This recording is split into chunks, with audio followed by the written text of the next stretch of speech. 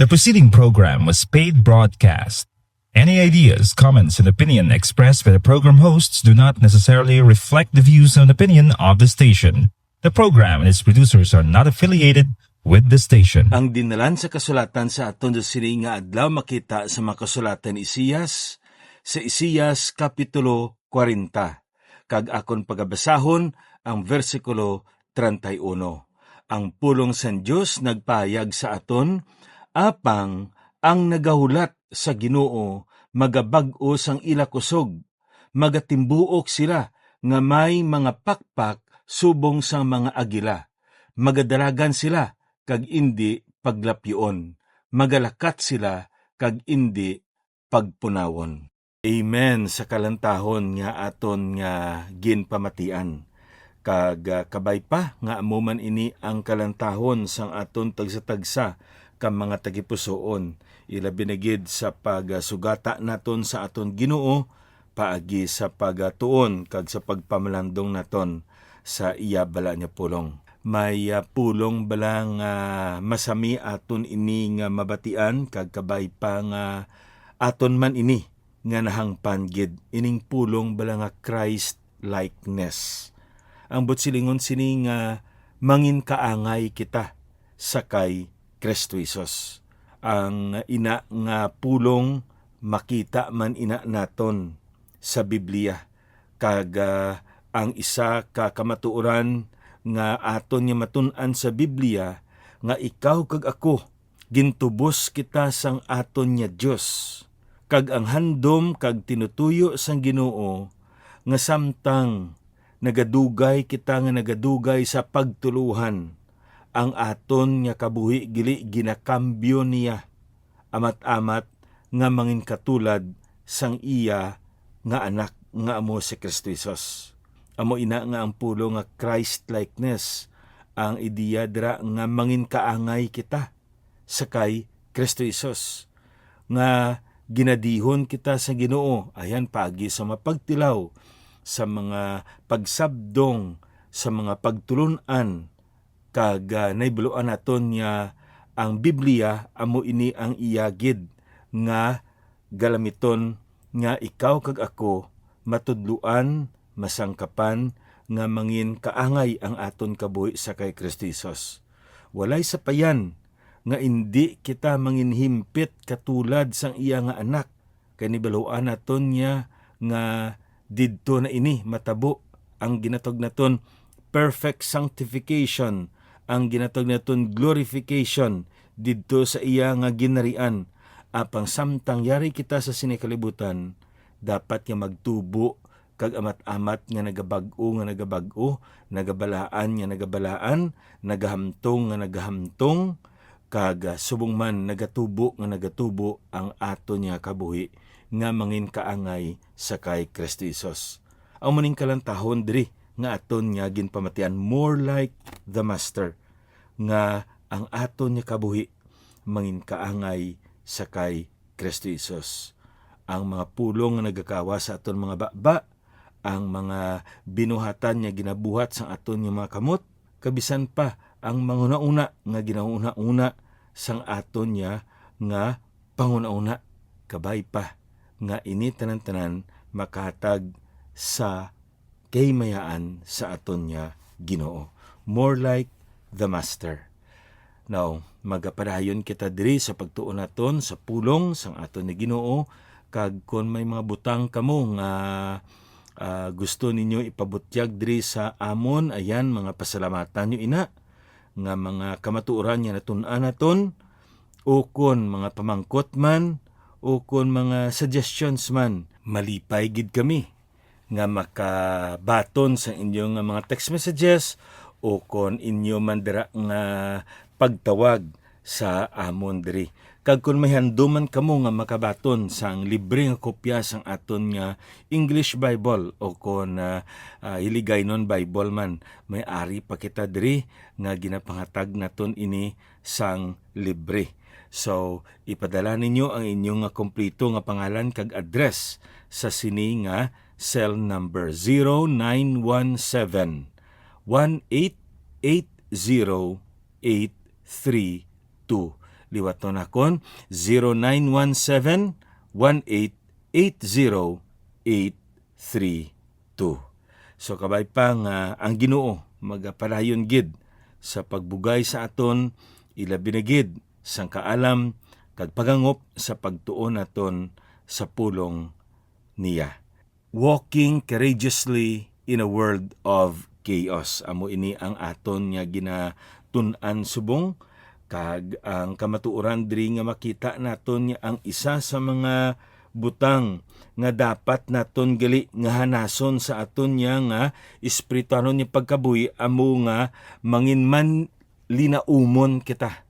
Kung sa aton pa, dapat nga ang paglaom yara sa imo kag sa akon.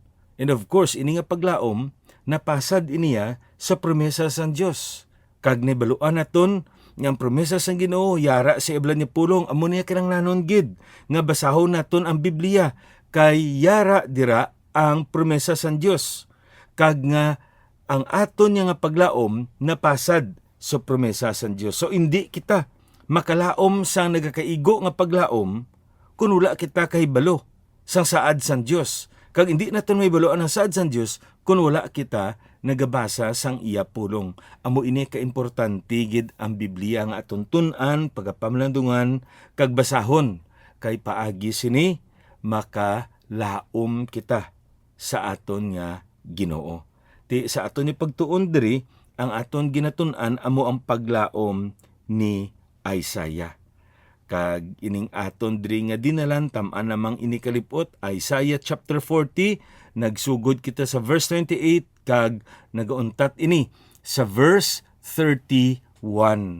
So ini nga dinalan makita naton diri ang paglaom nga ginatudlo sa Biblia sa aton nga subong sa kay Isaiah, dapat amuman ini ang aton pagpahayag sang aton nga paglaom. Walay sa payan nga ang ini nga paglaom ginhatag ini ni Isaiah sa mga katawan sa Israel nga sa diin yara sila sa tunga sang dako nga kabudlayan, kag amo ini ang ginatawag naton diri exile. Ginpagwa sila sa ila nga pungsod kag gindala sa isa ka pungsod nga lain, kag amo ining pungsod sang Babylonia. Ginatake sang Babylonia ang Israel kag kuha ang mga katawhan sa sina nga syudad sa Jerusalem, kag pagkatapos sinay gindala sila sa Babylonia. Amo ina makita naton sa pulong sa Ginoo, kag digto sila nagantos, kag para sa ila wala na ang Ginoo nagasapak sa ila, nalipatan na sila sang Ginoo. Tam-an na kalayo ang Ginoo sa ila, kag nitalikod ng Ginoo sa ila. Pero nagambal si Isaiah nga dapat maglaom sila sa Dios. So nagatag diri si Isaiah sa aton sa mga tatlo diri ka butang na tuoy sa ginatawag naton paglaom. No? Kung aton niya nga lantawon sa sini nga dinalan sa kasulatan, makita naton nga ang una gidri nagambal si Isaiah nya hindi ang Dios ang nalipat sa inyo, kundi kamo mismo nalipat sa Dios. Amo ini nga yara kamo sa sini nga kaimtangan. So ang hambal din ni Isaiah, paano kamo makabalik sa Dios? Dapat nga maglaom kamo sa iya. Paano kamo maglaom? Una diri nga butang nga makita naton nga inyo nga dumdumon, liwan, ibalik nga preska sa inyo pauna-una kung ano ang ginbuhat sang Dios. Hindi lang sa sini nga kalibutan, kun hindi sa inyo bilang isa ka nasyon, kag bilang isa ka katawhan sang aton nga Ginoo. Amo ini ginabali diri sa aton, a reminder to remember, verse 28. Amo na makita naton, kag ang kamatuoran diri nga masapuan naton nga amo sini. Comfort is rooted in memory. Comfort, just like hope, it is rooted in memory. They need to remember their identity with their God. Amo ina ang ginatudlo sang sini nga kamatuoran diri sa aton. No, importante gid ini, no? Kay ining ginatawag naton pagpahanumdum sa aton sa mga nagliligad. Amo ini gali ang gatong. This is the fuel to our hope. Kaya nga man, makalantaw lang kita sang palabuton kung nakahibalo kita sang nagligad.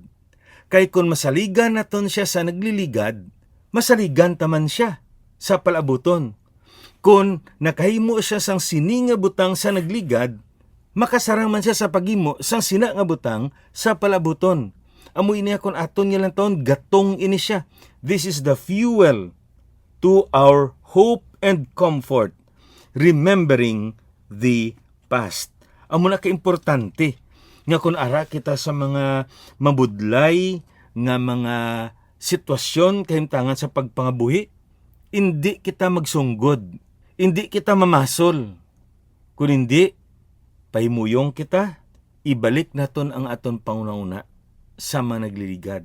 Kung ano ang ginhimo sa Ginoo sa aton nga kabuhi. Sa kabuhi sa aton panimalay, sa kabuhi sa aton nga iglesia, o kung anano dira.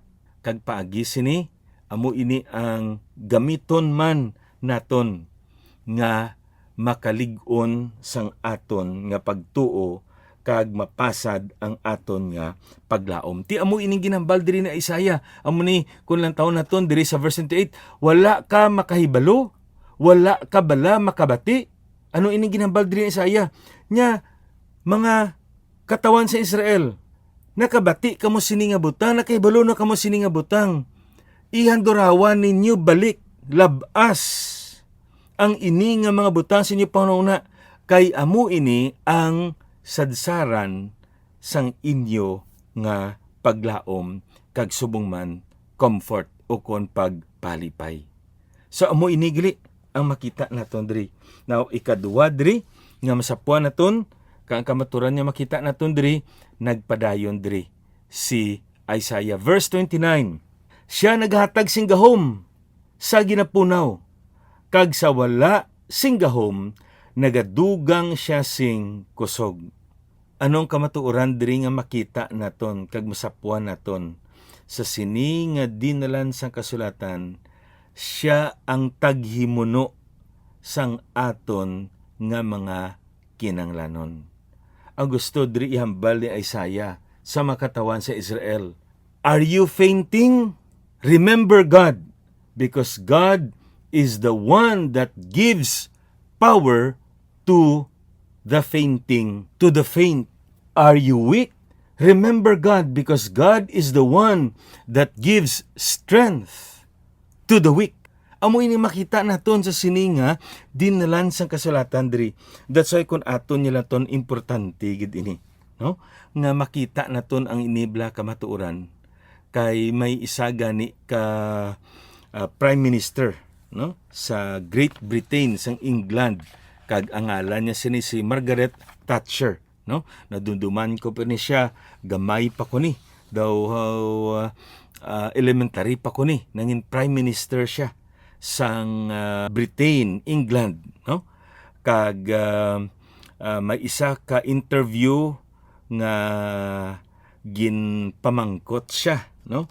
Kag katahom sang iya diri nga sabat, no? Kag ayan amo ini ang prinsipyo sang iya nga pangabuhi.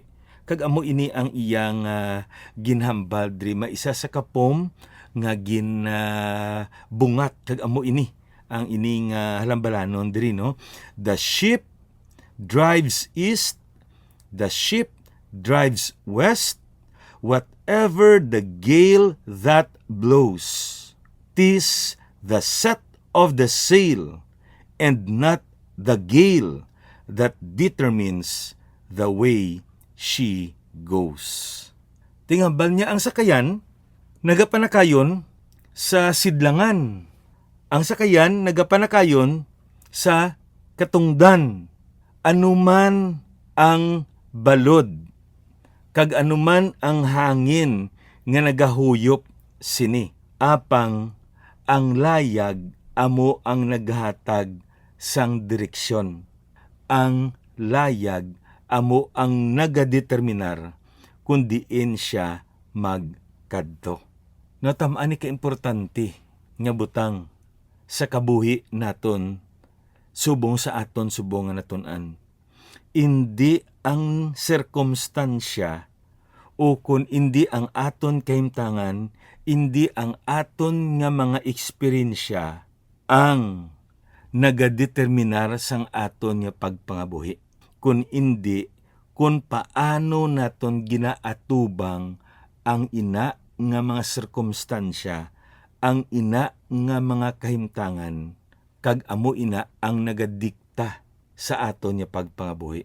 It is how we approach. Meaning to say, it is our attitude. Amo ning makita naton sa katawan sa Israel. Nagambal diri sa Isaiah sa ila, nga hindi ka mo magkasubo nga daw wala na buwas. Hindi ka mo madulaan sa paglaom nga daw patay na lang kamo kag ang Ginoo wala nagasapak sa inyo. Hindi amo sina. Dapat lang tahon ninyo ang inyo nga kahimtangan. Kag paagi sini pasaro ninyo ang inyo nga pagtuo. Kaimportante nga ang inyo nga pagtuo, ang inyo nga paglaom, ang inyo nga ginatuuhan kag ginasaligan. Kay amo ini ang makatag sa inyo sing kadalagan. Amo na kon aton diri nga lang taon sa pulo sa Ginoo, ang ginambal niya tungod sa inyo sirkumstansya, naibaluan nakon nga nagakapunaw kamo. Tungod sa mabutang nga inyo subong nga ginatubang, wala kamo sing kusog, nagaluya kamo. Pero dumdumon ninyo nga ang Dios makasarang sa pagsugata sang inyo nga ginakulang subong. Amo ina nga nagpadayon diri siya. Kag amo na ginabal niya. Bisan ang pamatanon, punawon kag lapyon. Kag ang mga pamatanon nga lalaki mapukan sing bugos, apang ang nagahulat sa Ginoo magabag-o sang ila kusog. No, ari na. Kung aton niya lang taon ang ininga dinalan sa kasulatan, diri naton makita ang ikaduwa diri nga kamatuoran. Ang una diri, reminder to remember. Ikaduwa, nga makita naton diri, the proclamation to ponder. Ano diri ang ginpahayag ni Isaiah sa aton nga dapat aton pagapamanadungan. Ang ginambal niya, apang ang nagahulat sa Ginoo magabag-o sang ila kusog. Gingamit niya nga pulong diri sa aton punaw, pukan, maluya, wala sing kusog. Ti ina tanan-tanan, kung lang taon naton, gakatabo gina sa aton kabuhi. Pero dumdumon naton, niya hindi amo na ang plano sang Ginoo sa imo kag sa akon. Amo ina nga kon aton nga lang taon, ang Ginoo makasarang sa pagbulig sa aton, sa paghatag sang kusog. Bag-uhon niya ang aton gali kusog. Kung kahibalo kita, maghulat. Ining pulong gingamit diri sa aton, wait, magulat. Kag nibaloan naton ining pulong nga hulat diri, ang ideya diri gali amo ang paglaom, pag-antisipar sang sabat sang Ginoo sa ginahandom naton. Ining pulong balad diri kuno nga wait, nagikan ini siya nga pulong sa mga Hebrehanon, ang pulong nga kalat o konpisi. No? Kag ang paglaragway diri gali nga do na bala nga ginabutong mo palapit sa imo ang isa ka butang. Pero ang ina nga butang ayan tam-an kabugat o kung ginabutong niya man ang sa punta dira agod niya hindi siya makapalapit sa imo. So nagabutungay kamo. So kusaton pa nagaunat kag nagasanting ang kalat. Ti samtang nagabutong ka kag digto sa piyak nagabutong man, anong matabo? Gakamat-amat ka dulaan sa kusog. Nagaamat-amat ka kapoy. Nagaamat-amat ka punaw. Prong hambal sang sini nga dinalan sa kasulatan sa aton. Indi mo pagbuyan. Padayon ka butong kay ang Ginoo magabag-o sang imo nga kusog samtang nagabutong ka. Hatagan niya ka sing kusog, sing kabakod. Hindi mo dapat paglugaan. Butungon mo sa gyapon.